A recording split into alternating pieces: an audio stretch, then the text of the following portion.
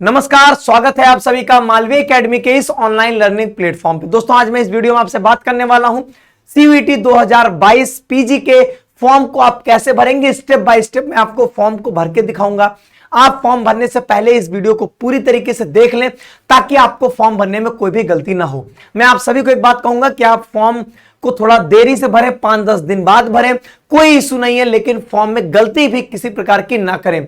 हर एक चीज को पहले अच्छे से समझ लें। यहां पे आपको किन किन चीज की जरूरत पड़ने वाली है फॉर्म भरने के लिए, उन चीजों को पहले अरेंज कर लीजिए, उसके बाद आप फॉर्म भरना शुरू करिए। सारी बातें मैं इस वीडियो में करूंगा, लेकिन मैं उससे पहले आपको एक बात जरूर बोलना चाहूंगा कि हमने एक वीडियो बनाया है जिसमें आपके सीयूईटी पीजी 2022 से रिलेटेड कंप्लीट इंफॉर्मेशन एक वीडियो में पूरा कंक्लूजन आपको वहां पर दे दिया गया है। उसका आपको लिंक डिस्क्रिप्शन बॉक्स में मिल जाएगा। साथ ही साथ हमारी प्लेलिस्ट में आप जाओगे सीयूईटी 2022 पीजी, वहां पर भी आपको वीडियो मिल जाएगी। उसको देखने के बाद ही आप फॉर्म भरना शुरू करेंगे। पहले सारी चीजों को समझ लेंगे, देन आप फॉर्म भरेंगे। यहां पे सबसे पहले फॉर्म कहां से भरेंगे? फॉर्म भरेंगे आप cuet.nta.nic.in से। इसके बाद यहां पर नीचे आएंगे। सबसे पहले यहां पे आपको क्या क्या करना है? आपको रजिस्ट्रेशन करना है। रजिस्ट्रेशन में बेसिकली आपका फोन नंबर और ईमेल आईडी रजिस्टर्ड की जाएगी। वहां पर आपको एक ओटीपी भी भेजा जाएगा आपके मोबाइल नंबर पर। तो आपकी मोबाइल नंबर एकदम एक्यूरेट, एकदम सही होनी चाहिए, पहली बात। दूसरी बात, यहां पर आप दूसरे स्टेप में एप्लीकेशन फॉर्म मतलब अपनी बेसिक डिटेल्स को वहां पर फिल कर रहे होगे। तीसरे स्टेप में जो होगा, हम लोग यहां पर फीस पेमेंट करेंगे और हमारा प्रोसेस कंप्लीट हो जाएगा। ठीक है, मैं आपको हर एक स्टेप बहुत डिटेल में बताऊंगा, ध्यान सुनते रहिएगा। सबसे पहला रजिस्ट्रेशन का प्रोसेस। आप जब रजिस्ट्रेशन पे क्लिक करोगे तो आपके सामने दो चीजें आएंगी, एक तरफ न्यू रजिस्ट्रेशन और एक तरफ लॉगिन का ऑप्शन आएगा एप्लीकेशन नंबर और पासवर्ड के थ्रू। ये आप तब कर लोगे जब आप लोग रजिस्ट्रेशन कर लेंगे। रजिस्ट्रेशन करने के बाद आपको एक एप्लीकेशन नंबर मिल जाएगा, पासवर्ड आप खुद से क्रिएट करे रखोगे, उसके बाद आप यहां पे लॉगिन कर सकेंगे। लेकिन अभी हम लोग को ये नहीं करना है, अभी हम लोग पहले न्यू रजिस्ट्रेशन करेंगे। ठीक है, लॉगिन हम तब करेंगे जब हम रजिस्ट्रेशन कर चुके होंगे। यहां पर सबसे पहले टिक करके यहां पर क्लिक हियर टू प्रोसीड। यहां पर सबसे पहले आपके सामने कुछ पर्सनल डिटेल्स हैं, इन पर्सनल डिटेल्स को फिल करिएगा, देन आपका रजिस्ट्रेशन का प्रोसेस कंप्लीट होगा। एक एक चीज देखते हैं। सबसे पहले नाम है। नाम आप यहां पे वो डालोगे जो आपके 10th के सर्टिफिकेट पे होगा। जो कि आपके 10th के सर्टिफिकेट पे पापा का नाम होगा, वो यहां पर आप जो है वो पापा का नाम भी जो है यहां पे डाल दीजिएगा। ठीक है, चलिए अब यहां पर आपको यहां पे अपने मम्मी का नाम डालना है, यहां पे मम्मी का नाम डाल दीजिएगा। फिर यहां पर आपको अपनी डेट ऑफ बर्थ सेलेक्ट करनी है, तो यहां पर आप अपनी डेट ऑफ बर्थ जो होगी वो डाल दीजिएगा। ठीक है, इसके बाद यहां पर आपको अपनी जेंडर सेलेक्ट करना है, नेशनलिटी सेलेक्ट करना है, आइडेंटिटी टाइप। अब इसमें आप जो है आपके पास जो भी आईडी हो वो डालिएगा, उसका नंबर डालना पड़ेगा। अगर आप आधार कार्ड देना चाहोगे तो any other valid government identity पे क्लिक कर देना और फिर यहां पर आप जो है वो नंबर जो होगा वो फिल कर दीजिएगा और सही नंबर दीजिएगा। ऐसे मेरी तरीके से कुछ भी मत भर दीजिएगा। इसके बाद एड्रेस भरना, अपने घर का परमानेंट एड्रेस जो होगा वो भरिएगा। प्रेजेंट परमानेंट में बहुत कंफ्यूज नहीं होना है। ठीक है, अब यहाँ पे जो भी होगा ये नाम लिख दीजिएगा। यहाँ पे आपको लोकेलिटी डालनी, लोकेलिटी डाल दीजिएगा। ठीक है, उसके बाद यहाँ पर आपको सबसे मेन कंट्री सेलेक्ट करना है, कंट्री सेलेक्ट करिए। स्टेट सेलेक्ट करना है तो स्टेट, चलिए मैं जो है वो उत्तर प्रदेश सेलेक्ट कर देता हूं। फिर यहां पर आपको अपना डिस्ट्रिक्ट सेलेक्ट करना है, डिस्ट्रिक्ट सेलेक्ट कर दीजिएगा। ठीक है, यहां पर उसका पिन कोड डालना होगा, आप पिन कोड डाल दीजिएगा। इसके बाद यहां पर सबसे मोस्ट इंपॉर्टेंट चीज, मोबाइल नंबर और ईमेल आईडी। मोबाइल नंबर और ईमेल आईडी आप वही डालोगे जो आपका अभी एक्टिव होगा और अगले 8-10 महीने भी एक्टिव होगा, क्योंकि जो भी इंफॉर्मेशन होंगे एनटीए की तरफ से इन्हीं मोबाइल नंबर और रजिस्टर्ड ईमेल आईडी पर जाएगी। इसके अलावा कहीं आपको इंफॉर्मेशन नहीं देगा और आप झेल जाओगे फिर। इसलिए गलती से भी ऐसे नंबर मत दीजिएगा जिसका भरोसा नहीं है कि आज रहेगा और कल नहीं रहेगा। ठीक है, और ईमेल आईडी में भी सेम चीज है। और आपका नंबर ये तुरंत एक्टिव जरूर होना चाहिए, क्योंकि इस पर आपका मैसेज जाने वाला है जिसके बाद आपका रजिस्ट्रेशन प्रोसेस कंप्लीट होगा। तो यहां पर मैं नंबर डाल देता हूं। चलिए, ये मोबाइल नंबर आपका हो जाएगा। ठीक, अब यहां पर आपको ईमेल आईडी डालना है। ईमेल आईडी भी आप एकदम करेक्ट और ओरिजिनल डाल दीजिएगा। ठीक है, ठीक, अब यहां पर आपको ईमेल आईडी फिर से डालना पड़ेगा कंफर्म करने के लिए। तो फिर से अपनी ईमेल आईडी यहां पर जो है वो डाल दीजिए, और ऐसी ईमेल आईडी हो जिसका पासवर्ड जो है वो ऐसा ना हो कि आप भूल गए हैं। और ये कई लोग कहते हैं कि साइबर कैफे गए थे, वो कुछ भी बना के अपना डाल दिया, तो ये सब बातें कोई बात नहीं होती वहां पर, वो आपकी जिम्मेदारी होती है, वो आपके साइबर वाले की जिम्मेदारी वो नहीं है, वो आपकी जिम्मेदारी है। ठीक है, इसको 1 मिनट रुक जाइए, इसको कट कर लेते हैं, पहले यहां से हटा देते हैं।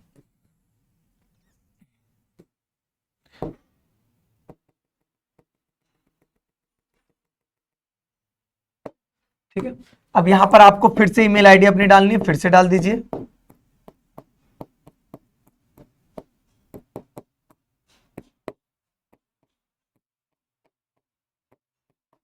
ठीक, यहां पर आपने ईमेल आईडी डाल दिया।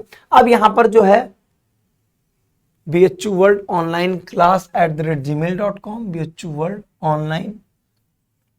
ठीक है, चलो यहां पर आपको अल्टरनेट मोबाइल नंबर देना, ये कोई जरूरी नहीं है। अगर आपको यहां पे जो है, ठीक है, यहां पर अगर आपको मान लीजिए कि देना है तो दीजिए, नहीं देंगे तब भी कोई दिक्कत नहीं है। यहां पर same as present permanent address भी जो है सेम एज प्रेजेंट एड्रेस कर दीजिए। इसके बाद आपको यहाँ पे पासवर्ड बनाना है, ये मोस्ट इंपॉर्टेंट चीज है। पासवर्ड में एक बात क्या याद रखिएगा, आपका पासवर्ड कम से कम 8 कैरेक्टर्स का होना चाहिए, उसमें एक अपर केस लेटर, एक लोअर केस, एक न्यूमेरिकल वैल्यू और एक स्पेशल कैरेक्टर। मैं इसका बेस्ट एग्जांपल देता हूं, जैसे मेरा नाम है वैभव, तो वैभव @123, जिसमें वैभव की स्पेलिंग में वी जो होगा वो कैपिटल कर दीजिएगा, बस इस तरीके का आप पासवर्ड बनाओगे तो कभी भी आपसे यहाँ पे गलती नहीं होगी। ठीक है, @123, फिर यहां से अपने पासवर्ड को कंफर्म करिए, VAIVHAV@123, और इसको जो वो कहीं ना कहीं अपने मोबाइल में नोट्स में किसी कॉपी में कहीं ना कहीं पर जाकर जरूर इसको लिख के रख लीजिएगा। अब यहाँ पर security questions, what is your name of first school, तो यहाँ पर अपने स्कूल का नाम आपको याद ही रहेगा, वो डाल दीजिएगा। फिर यहाँ पर आपको डालना है क्या, आपको ये सिक्योरिटी पिन डालनी है, सिक्योरिटी पिन अब यहाँ पे आप डाल दीजिए। ठीक है, नहीं समझ में आ रहा हो देखकर तो आप इसको रिफ्रेश भी कर सकते हैं।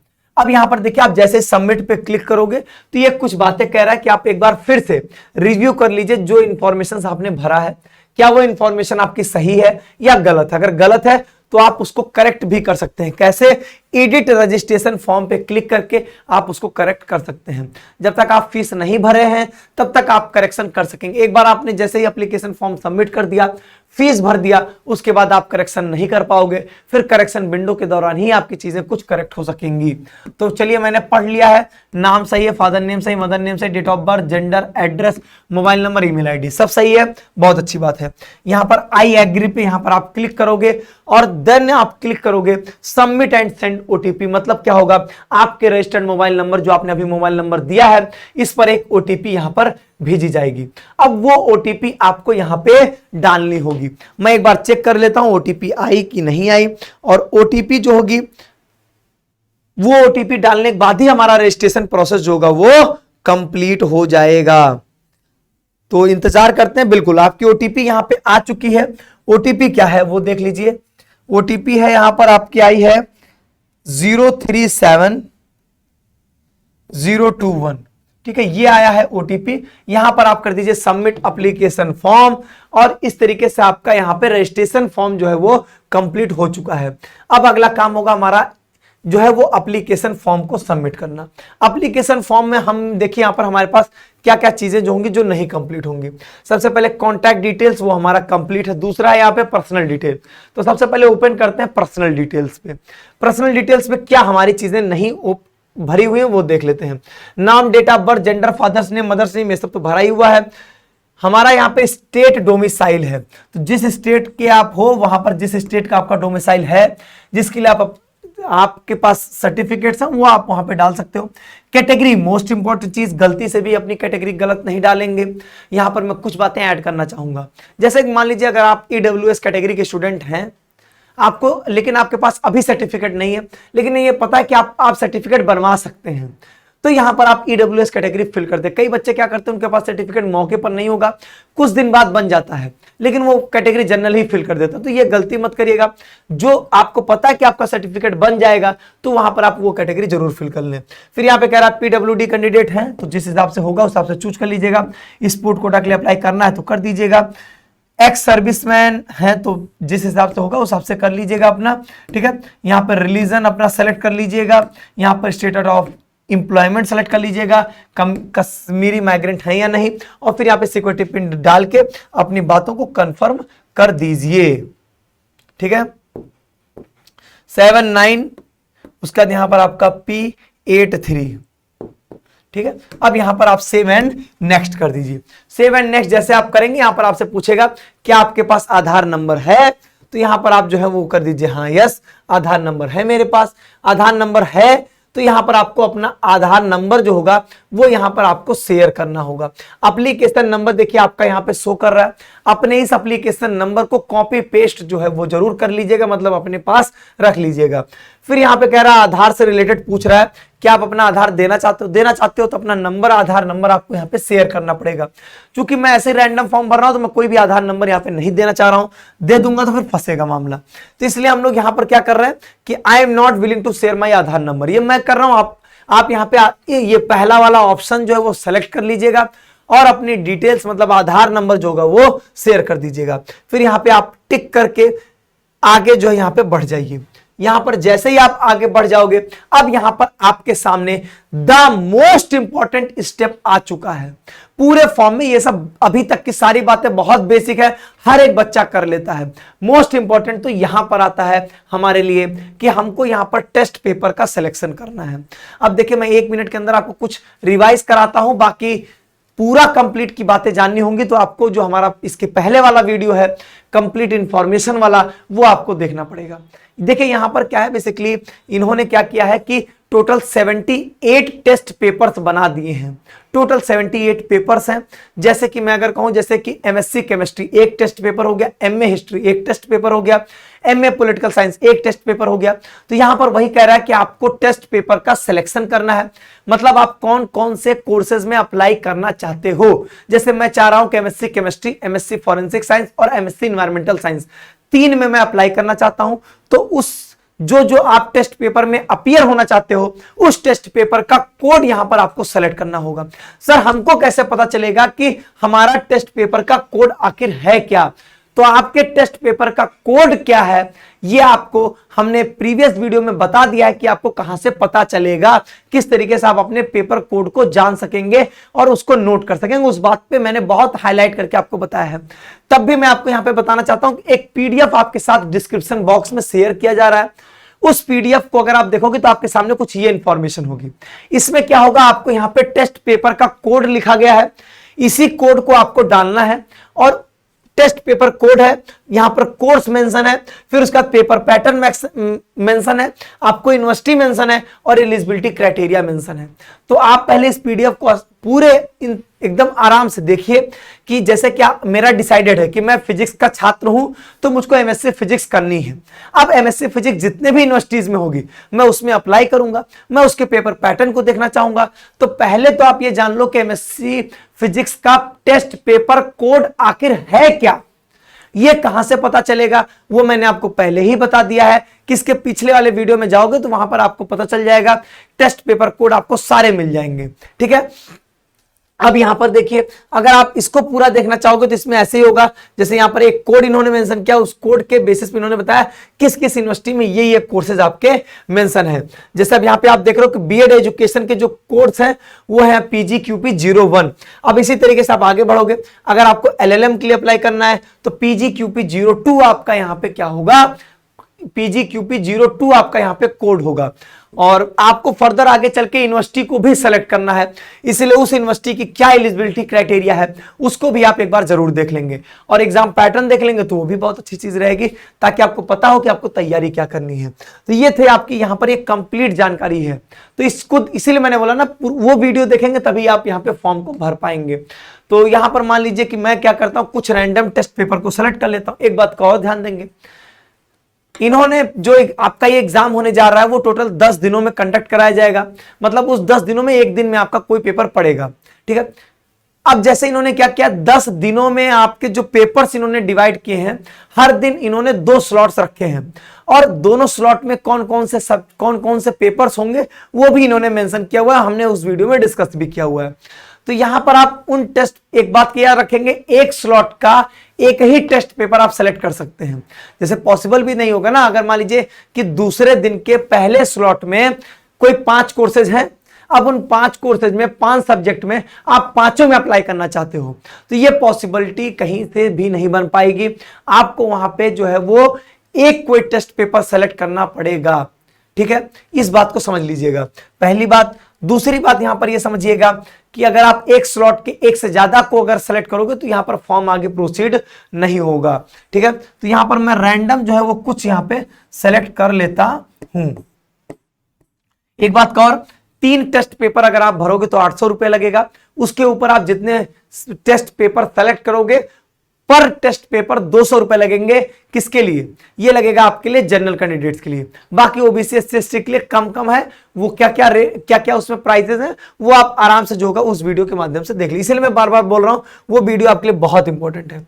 अब जैसे इस तरीके से मैंने यहाँ पे जो है वो कुछ कोर्सेज यहाँ पे सेलेक्ट कर दिए। टोटल मैंने यहाँ पे 4-5 कोर्सेज सेलेक्ट कर दिया।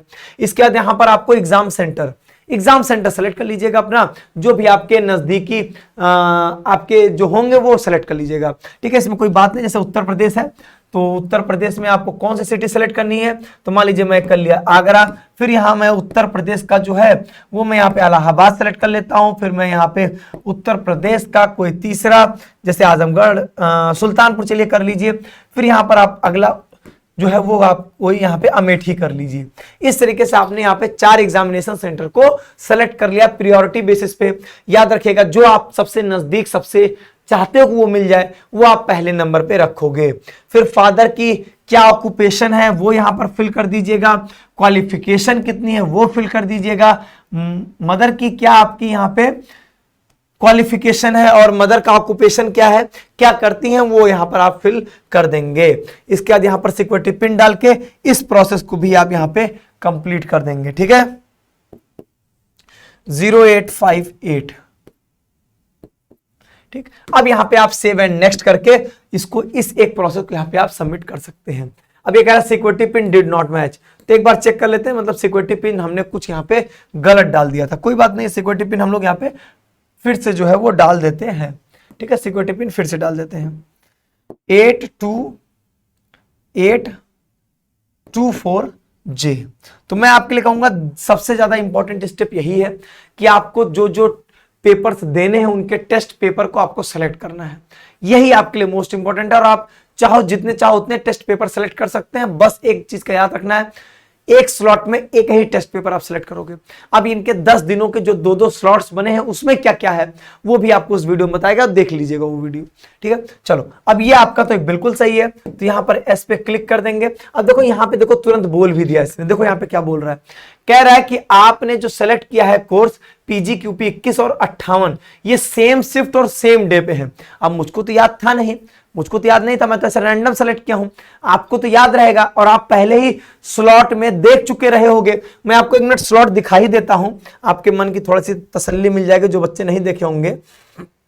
यहां पर देखिए इस तरीके से इन्होंने यहां पे स्लॉट बनाए हुए हैं, जिसमें आप देखोगे पहले दिन के पहले और दूसरे स्लॉट में पेपर कोड लिखा गया है।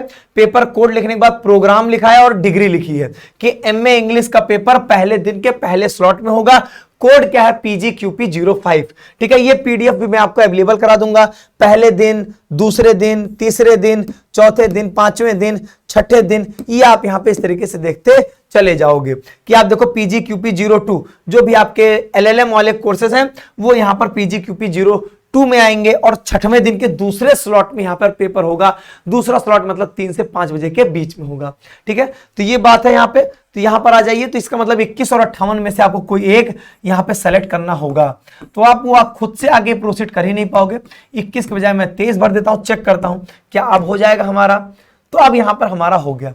सेकेंड और मोस्ट इंपॉर्टेंट स्टेप पूरे फॉर्म भरने में, दूसरा मोस्ट इंपॉर्टेंट स्टेप, यहां पर देखिए क्या लिखा है आपको। यहां पे टेस्ट पेपर कोड लिखा है। अब यहां पर मुझको कुछ चीजें यहां पे खटकती हैं, मुझको लगता है चीजें यहां पे अपडेट होनी चाहिए। इन्होंने जैसे लिखा टेस्ट पेपर कोड है PGQP 01। फिर यहां पे कह रहा है सब्जेक्ट या लैंग्वेज आपको यहां पे सेलेक्ट करना है, सब्जेक्ट/लैंग्वेज। अब जैसे PGQP 01 के अंदर जो है वो कई प्रकार के कोर्सेज हैं, तो वहां पर क्या है बेसिकली इनको पूरा ऑप्शन देना चाहिए था, लेकिन यहां पर कोई ऑप्शन नहीं है। फिर यहां पर है दूसरा है क्वेश्चन पेपर मीडियम सेलेक्ट करना है।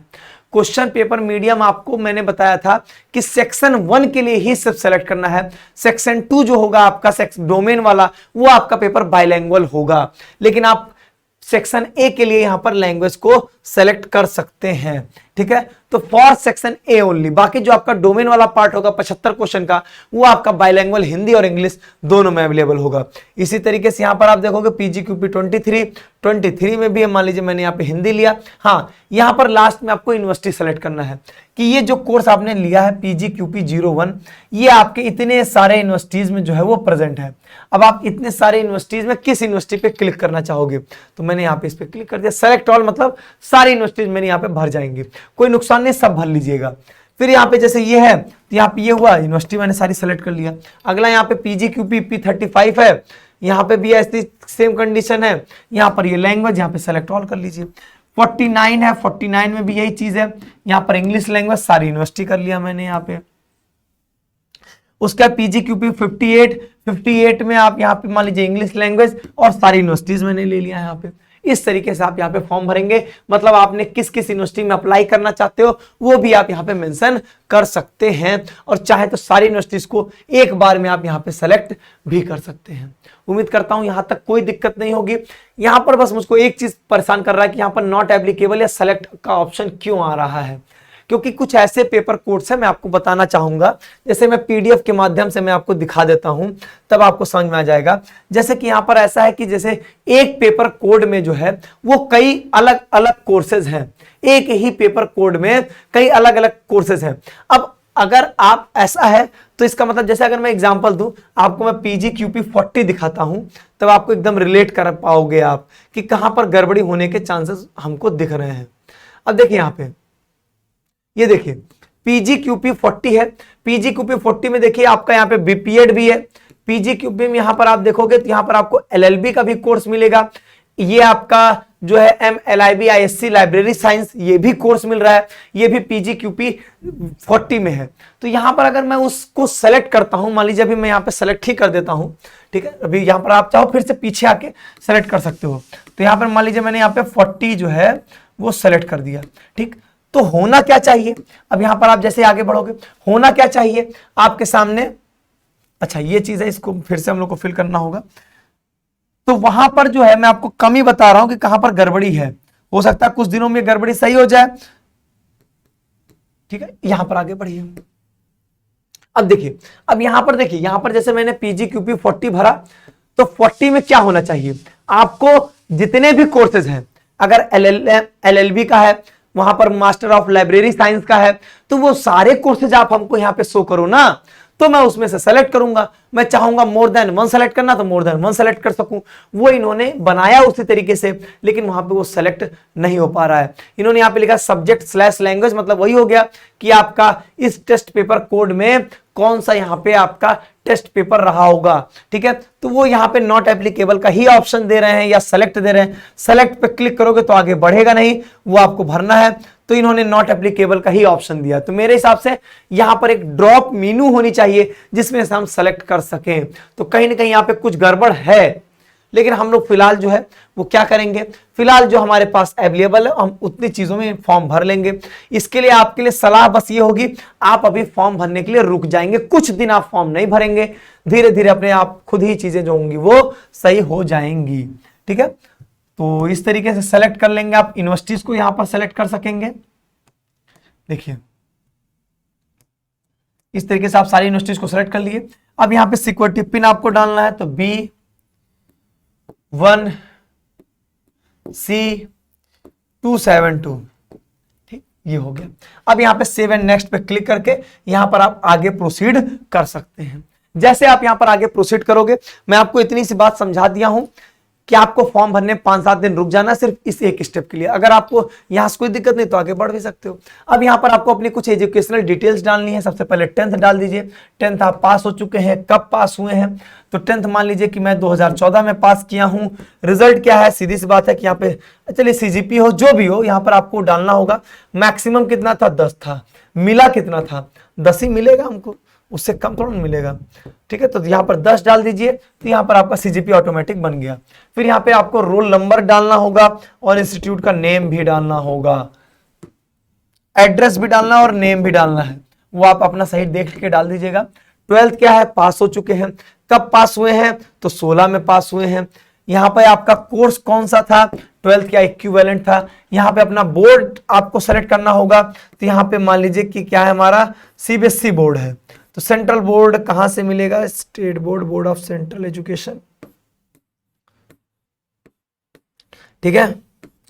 चलिए कोई भी सेलेक्ट कर लीजिएगा, इतना बहुत परेशान है, बिहार को सेलेक्ट कर लीजिए। यहाँ पे रिजल्ट मोड जो है वो परसेंटेज है। यहाँ पर आपको रोल नंबर डालना होगा, पहले तो टोटल मार्क्स डालना है। तो मान लीजिए हमने टोटल मार्क्स डाल दिए 500, ऑब्टेन मार्क्स हमने डाल दिए यहाँ पे 499। तो यहाँ पर हमारे सामने परसेंटेज आ जाएगा। फिर यहाँ पर आपको डालना है रोल नंबर, ठीक है। यहाँ पर आपको अपने इंस्टीट्यूट का नेम डालना है। फिर यहाँ पर आपको ग्रेजुएशन के भी आपको डालना है, ग्रेजुएशन आप पास हो चुके हो तो ठीक है, अपीयरिंग हो तो अपीयरिंग वाला डाल देना, ठीक है। अभी मैं फिलहाल जो है यहाँ पर अपीयरिंग ही डाल देता हूँ। स्ट्रीम कौन सा है आपका, तो स्ट्रीम मान लीजिए है मेरा बीएससी। अब बीएससी, फिर उसके बाद यहाँ पर आपके सामने यूनिवर्सिटीज के ऑप्शंस होंगे, आप जो चाहो वो यूनिवर्सिटी यहाँ पे सेलेक्ट कर सकते हैं। मैं कोई भी रैंडम एक यूनिवर्सिटी यहाँ पे सेलेक्ट कर देता हूँ, ठीक है। चलो अब यहाँ पर आपको अपना रोल नंबर डालना होगा, जो आपके पास होगा वो डाल दीजिएगा। यहाँ पर इंस्टीट्यूट का नेम और उसका एड्रेस डाल दीजिएगा। देन यहाँ पर लास्ट में आप सिक्योरिटी पिन डाल देंगे, आपका काम जो होगा वो कंप्लीट होने जाएगा। दो ही यहाँ पर इंपॉर्टेंट स्टेप है जिसमें मैंने आपको रोका हुआ है, तो उसमें ध्यान देंगे, बाकी आपको कहीं पर ध्यान देने की जरूरत नहीं है। टेस्ट पेपर का सिलेक्शन, उसके कोड को एक जगह पर नोट कर लेना है, देन यहाँ पे भरना है। उसके बाद वहां पर सिंपल यूनिवर्सिटी का सिलेक्शन सबसे आसान है। मेरा सजेशन होगा सारी यूनिवर्सिटीज में आप वहां पर अप्लाई करोगे, ठीक है। अब यहाँ पे सबमिट कर दीजिए। जैसे आप यहाँ पे सबमिट करोगे, कुछ आपकी में भी गलती हो गई है। जैसे यहाँ पे देखो, मैंने कोर्स नहीं सेलेक्ट किया था, कोर्स नहीं, तो यहाँ पे बोर्ड नहीं सेलेक्ट हुआ था, बोर्ड सेलेक्ट हो गया, चलो ठीक है, बाकी सब चीजें सही है। सिक्योरिटी पिन हमको फिर से यहाँ पे डालनी होगी, ठीक। 4RM016। चलो सेव एंड नेक्स्ट करके हम लोग यहाँ पर आगे जो है वो प्रोसीड कर जाएंगे। हैव यू अपीयर्ड या passed any other national level exam, तो अगर आपने किया तो लिखिएगा, नहीं तो यहाँ पे नो कर दीजिएगा, ठीक है। और फिर यहाँ पर हो जाएगा आपका 15M7S5, 7S5, ठीक है। अब यहाँ पर आप सेव एंड नेक्स्ट करके फिर से आगे प्रोसीड कर जाएंगे। तो यहाँ पर अगला स्टेप है हमारा डॉक्यूमेंट को अपलोड करना है। डॉक्यूमेंट में आपको कोई डॉक्यूमेंट नहीं है, सिर्फ फोटो, सिग्नेचर और category certificate. Category certificate PDF format में जाएगी और फोटो सिग्नेचर आपका जेपीजी फॉर्मेट में जाएगा। मेरा सजेशन आपको यह होगा कि आपकी फोटो है नहीं है छोड़ दीजिए, जाइए नई फोटो खिंचवाइए, उसका हार्ड कॉपी आप अपने पास 20-25 रख लीजिए और सॉफ्ट कॉपी अपने मेल आईडी पे, गूगल ड्राइव पे, अपने फोन में ले लीजिए। उनको बता दीजिए जेपीजी में हमको 10 से 100 केबी के बीच में चाहिए, वो आराम से आपको दे देंगे। और उसको यहां पर लाके सीधा अपलोड कर दीजिए। अपने हिसाब से स्कैन करना, अपने हिसाब से दिमाग लगाना वो ना करें तो ज्यादा उचित होगा कि फोटो रख के उसको मोबाइल से स्कैन कर रहे हैं देन अपलोड कर रहे हैं, कोई दिक्कत आ रही है। फोटो ब्लर नहीं होनी चाहिए, आपकी फोटो क्रॉप्ड नहीं होनी चाहिए, मतलब कटी पिटी बिल्कुल भी ना हो। चलिए यहां पे कुछ नहीं करना, चूज फाइल पे क्लिक करेंगे। चूज फाइल पे क्लिक करने के बाद यहां पर हम लोग इस जो फोटो होगी हमारी उस पे हमने यहां पे कर लिया क्लिक, ठीक है। अब उसके बाद जो होगा इस तरीके से यहां पर एडजस्ट कर दीजिएगा ताकि आपकी फोटो जो होगी वो ना कटे, ठीक है। फिर यहां पे करके फिर यहां पे आप अपलोड पे जो है वो क्लिक कर देंगे, ठीक है। फिर यहां पे लिख रहा है कि आपकी जो इमेज है वो सक्सेसफुली जो है वो अपलोड हो चुकी है। इसी तरीके से हम यहां पर सिग्नेचर को सेलेक्ट कर लेंगे। अब यहां पे सिग्नेचर में भी ध्यान देंगे कि ऐसा ना हो कि आपने सेलेक्ट तो किया लेकिन आपकी सिग्नेचर यहां पे आई ही नहीं। जैसे यहां पे देख रहे हो आप सिग्नेचर कट रही है, तो इस तरीके से आपका नहीं होना चाहिए। इस बात का बहुत ही भी ज्यादा आप यहां पे ध्यान दोगे, ठीक है। अब यहां पर देखिए दोनों मेरे डॉक्यूमेंट जो है वो अपलोड हो चुके हैं और दोनों डॉक्यूमेंट अपलोड हो चुके हैं। कुछ नहीं करना, उसका सिक्योरिटी पिन को डालिए। सिक्योरिटी पिन को डालने के बाद आपका यहां पे जो प्रोसेस होगा वो कंप्लीट हो चुका होगा, ठीक है। 0x24, ठीक है। सेव एंड नेक्स्ट करके आप यहां पे अपने डॉक्यूमेंट वाला जो काम होगा वो भी आप यहां पे कर चुके होंगे। अब यहां पे कह रहा है भैया देखो अपनी सारी चीजों को एक बार आप अच्छे से चेक कर लो, आपने कौन कौन से टेस्ट पेपर्स भरे हैं, फिर यहां पर आपने कौन सा यूनिवर्सिटी भरा हुआ है। यहां पर देखो यहां पे सब्जेक्ट लैंग्वेज बोल रहे हैं लेकिन सब्जेक्ट लैंग्वेज जो है वो नॉट एप्लीकेबल ही हम लोगों ने भरा है क्योंकि कोई अदर ऑप्शन हम लोग को नहीं मिल रहा था। हमने कौन कौन सी यूनिवर्सिटीज के अप्लाई किया, सब कुछ यहां पर आपको मिल जाएगा। ठीक है, ये हो गया हमारा। उसके बाद हमने कौन सी क्वालिफिकेशन भरा, सारी डिटेल्स देखने के बाद यहां पर आपको टिक करना पड़ेगा। यहां पर एक बात ध्यान दीजिएगा, कितनी अच्छी चीज है, आपको फोटो और सिग्नेचर क्लियरली दिख रहा है। अगर आपकी फोटो या सिग्नेचर क्लियर नहीं है, ब्लर आ रही है, कैसे भी है, तो आप उसको रीअपलोड कर सकते हैं, फिर से आप एडिट कर सकते हैं। फिर यहां पर आई एग्री करके फाइनल सबमिशन आप यहां पे कर सकेंगे। फाइनल सबमिशन के बाद एक चीज बचेगा, वो होगा सिर्फ आपका यहां पे फीस को पेमेंट करना। ठीक है, और अपनी ईमेल आईडी और आपको अपना मोबाइल नंबर वेरीफाई भी कराना होगा। ठीक है, अगर आपको एप्लीकेशन फॉर्म में कोई एडिट करना है तो आप कर सकते हो। आप ऐसा काम करो कि अपना फॉर्म जो एक बार भर लीजिए, फिर उसमें फीस पेमेंट के लिए रुक जाइए, फीस पेमेंट मत करिए। फिर वहां पर अगर आपको कुछ 2-4 दिनों में देख लीजिए, अगर आपको कुछ और एडिट करना होगा तो एडिट करके देन आप वहां पर फाइनली जो है वो फीस अपनी जो है, अब यहां कह रहा है कि आपकी ईमेल आईडी अभी तक वेरीफाई नहीं हुई है, तो आप पहले अपनी यहां पर ईमेल आईडी वेरीफाई कर लो, उसके बाद आप यहां पे फीस पेमेंट कर सकेंगे। ठीक है, तो कह रहा है कि आपकी ईमेल आईडी यही है, अगर आपको ईमेल आईडी अपनी चेंज करनी तो आप यहां पे चेंज भी कर सकते हैं, लेकिन मुझको ऐसा कुछ करना नहीं है। तो ये जो बातें ये बोल रहे हैं सिक्योरिटी कोड डालने की, वो सिक्योरिटी कोड मैं यहां पे डाल देता हूं। ठीक है, 718, ठीक 718 है यहां पे। ठीक है, अब यहां पे मैं सबमिट कर दूंगा। ठीक, कह रहे हैं अच्छा, अब यहां पर कह रहे हैं कि ओटीपी गई होगी आपके मेल आईडी पे, वो ओटीपी यहां पर आप डाल दीजिए। तो एक बार मैं चेक कर लेता हूं, ओटीपी आई होगी और फिर मैं उस ओटीपी को जो यहां पे डाल देता हूं। ठीक है, और आपकी जब ईमेल आईडी वेरीफाई हो जाएगी उसके बाद आपके लिए पेमेंट का ऑप्शन यहां पे आ जाएगा। ठीक है, यहां पे आपकी जो ओटीपी है वो ये है 798,119।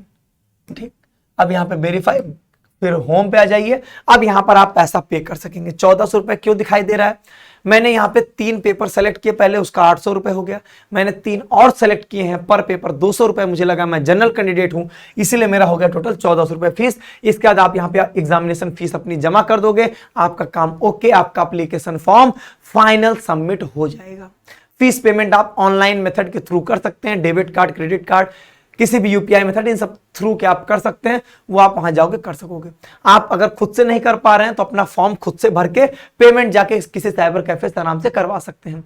आप अपना एप्लीकेशन नंबर, अपने पासवर्ड, अपना मोबाइल नंबर और ईमेल आईडी जो रजिस्टर्ड है, इन सब चीजों को एक जगह लिख कर रख लेंगे, गलती से भी आपकी भूलनी नहीं चाहिए। सबसे मेजर इंपॉर्टेंट स्टेप पूरे फॉर्म में टेस्ट पेपर कोड का सिलेक्शन, मतलब कौन कौन से आप टेस्ट पेपर में अटेम्प्ट करने वाले, उनके कोड क्या है वो आपके पास होने चाहिए ताकि आप उनको सिलेक्शन में आपको कोई दिक्कत ना हो, पहली बात। दूसरी चीज वहां पर आपके सामने आएगी जिसमें आप यूनिवर्सिटी सेलेक्ट करोगे, क्वेश्चन पेपर मीडियम सेलेक्ट करोगे, सिर्फ सेक्शन ए के लिए जो कि जनरल टेस्ट है आपका, जिसमें आपके जनरल चीजें पूछी जाएंगी। जो डोमेन होगा वो आपका बाइलैंग्वेज होगा ही होगा, उसमें कोई आपको संदेह नहीं होना चाहिए।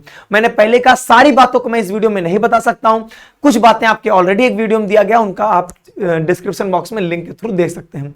अभी भी आपको कोई ना कोई समस्या आएगी, जो भी समस्याएं कमेंट बॉक्स में बताइएगा, उस पर हम आपको वीडियोस जो होंगे वो प्रोवाइड करा देंगे। ठीक है, तो चलिए आज के वीडियो में बस इतना ही। आप सभी का बहुत बहुत धन्यवाद। आगे के अपडेट्स को जानने के लिए चैनल से जुड़े रहें।